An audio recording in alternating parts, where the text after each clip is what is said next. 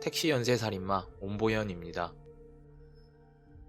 범죄 당시 대한민국을 떠들썩하게 했던 지존파 사건과 동일하게 최악의 살인사건으로 알려지게 됩니다. 그는 수첩을 장만하여 그 수첩 안에 치밀하게 자신의 살인 계획을 기록하기 시작합니다. 그는 강북구에 위치한 스텔라 차량을 절도하였고 택시 운전 번호판을 위조합니다. 온보연은 훔친 차량으로 택시를 위조하였고 강동구에서 한 명의 여성을 태우기 시작합니다. 차 안에 탄 여성은 그는 형기로 협박하고 학생증을 뺏었으며 야산으로 끌고 가려고 합니다. 그러나 온보연이 차 문을 여는 순간 피해자는 도주하게 되고 그의 첫 범죄는 그렇게 끝이 나게 됩니다. 온보연은 다시 범행 차량을 구한 뒤 택시회사 사명과 번호판으로 변경한 뒤 새벽 1시에서 3시경에 여성 피해자 A를 태우기 시작합니다. 그는 차량에서 피해자 A를 성폭행 후 김제에 있는 야산으로 피해자를 끌고 가 미리 파놓았던 구덩이에서 한 번 더 성폭행을 합니다. 그리고 입과 팔, 다리를 포박한 뒤 구덩이에 피해자 A를 밀어넣고 잠시 숲 근처에서 온보연은 잠깐 잠을 자기 시작합니다. 온보연이 잠을 자는 사이에 피해자 A는 도주하고 근처에 있는 공사장에서 일을 하고 있는 사람에게 도움을 받아 살아남게 됩니다. 온보연은 피해자 A가 달아난 것을 확인 후 그날 아침까지 숨어 있었는데 경찰이 그가 운전하던 택시를 끌고 가는 것을 지켜본 뒤 택시를 타고 도주하게 됩니다. 온보연은 독산동에서 21세 여성 B를 위장한 택시 차량에 태우기 시작합니다. 그는 피해자를 칼로 위협 후 강원도 행성으로 가게 됩니다.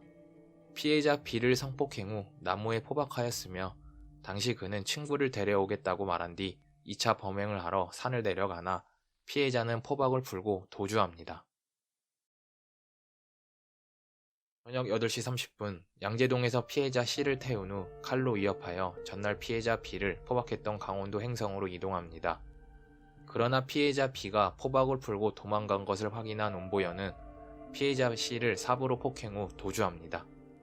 상처가 심했던 C는 그 자리에서 숨을 거두게 됩니다. 천호동 사거리 부근에서 피해자 D를 차 안에 태우게 됩니다. 똑같이 얼마 지나지 않아 차 안에서 피해자를 칼로 위협하게 되고 김천시에 위치한 여관으로 끌고 가 강제로 성폭행을 합니다.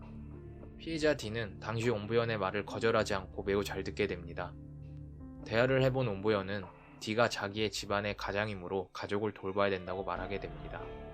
이 말을 들은 온보연은 피해자를 피해자가 살고 있는 집 앞까지 택시로 위조한 차량으로 바리다 주게 됩니다. 온보연은 가락동에서 피해자 F를 태운 뒤 칼로 위협을 했으나 피해자의 강렬한 저항에 자신의 손을 칼로 베이게 됩니다. 분노한 온보연은 피해자 F를 칼로 수차례 찌르고 살해합니다. 온보연에 대한 수사가 시작되고 얼마 지나지 않아 그는 서울 서초 경찰서로 찾아가 자수를 하게 됩니다. 온보연은 세상을 떠들썩하게 했던 살인마들 지존파와 함께 같이 사형됩니다. 온보연은 어릴 때 온순하게 자랐으며 마을 사람들로부터 예쁨을 많이 받았다고 합니다.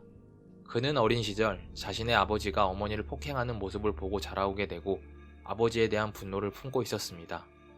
1981년에는 자신의 친아버지와 심하게 싸운 뒤 다시는 집에 오지 않겠다라는 혈서를 써놓고 가출하게 되고 3년 뒤 1984년에는 자신의 남편의 여자관계와 폭력을 견디지 못한 온보연의 친어머니는 자살하게 됩니다. 아버지의 폭력으로 인해 자살하게 된 어머니의 기일날 고향으로 내려간 온보연은 서울에서도 거주하고 있던 아버지를 다시 만나게 되는데 아버지가 어머니의 기일날 고향으로 내려온 것을 보고 화가 치밀어 자신이 자살하기 위하여 근처에 있는 야산에 구덩이를 파기도 했다고 알려집니다. 당시 그는 내가 죽어 이 사실을 알려지면 아버지가 창피해서 고향에 오지 못할 것으로 생각했다고 말합니다. 온보연이 검거된 후 사회적으로 큰 파장을 일으키게 되고 여성들은 늦은 밤이나 새벽 시간에 택시를 타는 것을 기피하게 되고 온보연의 사건에 대한 기사글이 신문으로도 나오게 됩니다. 당시 그는 경찰에게 다음과 같이 말하게 됩니다. 아버지가 미워서 복수하고 싶었다. 처음엔 자살을 했지만 너무 억울해 마음을 바꾸고 다른 사람을 죽이기로 했다.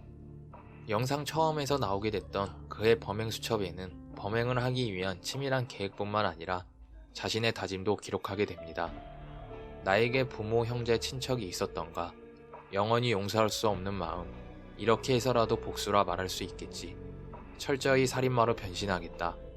라는 글을 자신이 가지고 있는 수첩에 기록하게 됩니다. 당시 그가 서울로 상경 직후에는 여자친구를 사귀기도 하고 안정된 생활을 보내기도 했으나 온보연이 교통사고를 내 6살의 어린아이에게 부상을 입히게 되고 벌금형을 받고 여자친구와 헤어지게 됩니다. 온보연은 당시 경찰에게 교통사고를 낸 것이 아니라 혼자 넘어져 상처를 입은 어린아이를 치료해주려고 병원으로 데리고 갔는데 내가 교통사고를 낸 것처럼 뒤집어쓰게 된 것이다. 억울하다라는 말을 하기도 하며 사회에 대한 분노를 계속 품고 있었던 것으로 알게 됩니다.